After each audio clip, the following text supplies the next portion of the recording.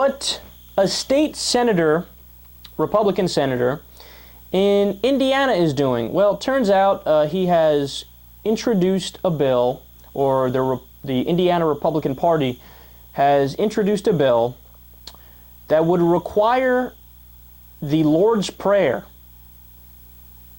to be said in Indiana schools. So the bill would give public school districts the authority to mandate daily recitations of the Lord's Prayer in public classrooms.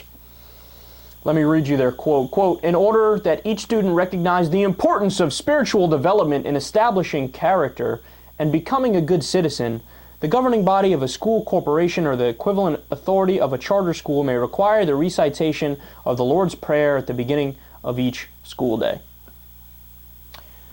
Well, first of all, no. Just no. Look at the first sentence there in their quote. This is the official statement from the Indiana Republican Party. Quote, in order that each student recognize the importance of spiritual development in establishing character and becoming a good citizen. Look, what does that even mean? I got news for you. I mean, God bless your heart if you believe in a spirit or a soul or something like that.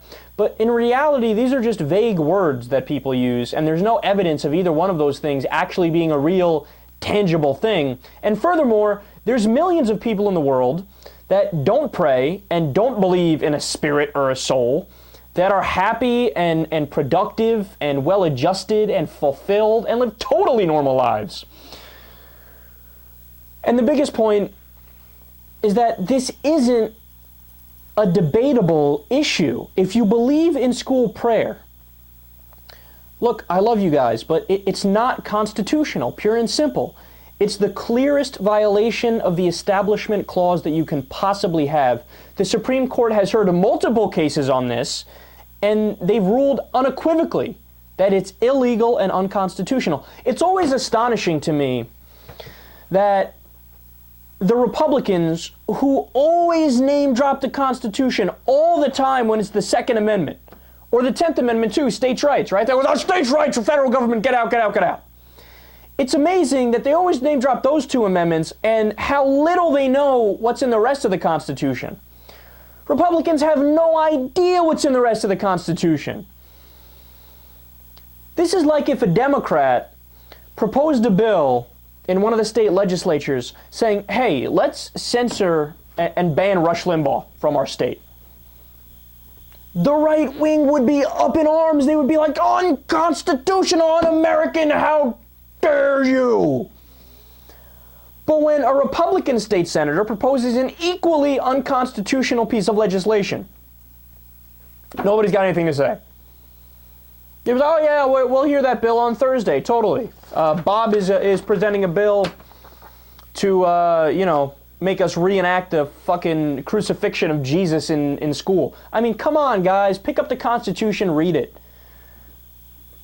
And look, for those of you who may not know the ins and outs of the constitutionality and why it's unconstitutional, let me explain for you guys, because it's actually very simple. So part of the First Amendment is this thing called the Establishment Clause, which the founders laid out very simply, hey look, we're not going to have an establishment of religion in any way, shape, or form. The state and religion have to be separated from each other. If you want to be religious, if you want to pray, if you want to have your own church or whatever faith you want to practice it freely in your own home, hey, by all means, go right ahead, have at it. But officially government-sanctioned entities, like a public school, can't have it. Can't have prayer, can't have religion, etc.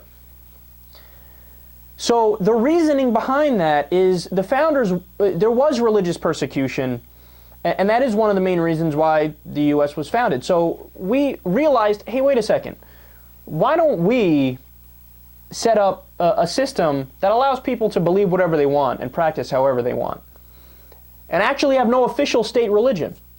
And it made all the sense in the world. And to this day, it was still a revolutionary idea. So when you say, oh, let's say the Lord's Prayer in school, I mean, you have to realize what that does is that alienates every other kind of person and their beliefs. So what are you going to start the day by saying the Lord's Prayer and then move on to a Jewish prayer and then move on to a Hindu prayer and then move on to talking about how great Buddha was and then talk about Muslims and Islam and Muhammad and then move on to talking about worshiping the flying spaghetti monster or talking about agnostics saying, all right, let's have a moment of science to reflect on human reason and intelligence and logic. No, you can't do it. You can't do it. You can't do it. It is the exact opposite of the principles that this country was founded on. But leave it to a backwoods Indiana state senator who's a Republican to know nothing about any of that. Just say, man, I like Jesus. Here. We're all going to have to pray at the beginning of school. This is why we call these guys the American Taliban, man. They want to have the same. They're jealous of the kinds of governments around the world that can willy-nilly implement religious laws. And they want to be a theocracy. Very plainly. This is the definition of wanting to be a theocracy. So, you know, the Iranian clerics and the religious Saudi leaders that implement fatwas, I mean, these people in the Republican Party, the far right of the Republican Party, they got a lot more in common than they like to pretend that they do.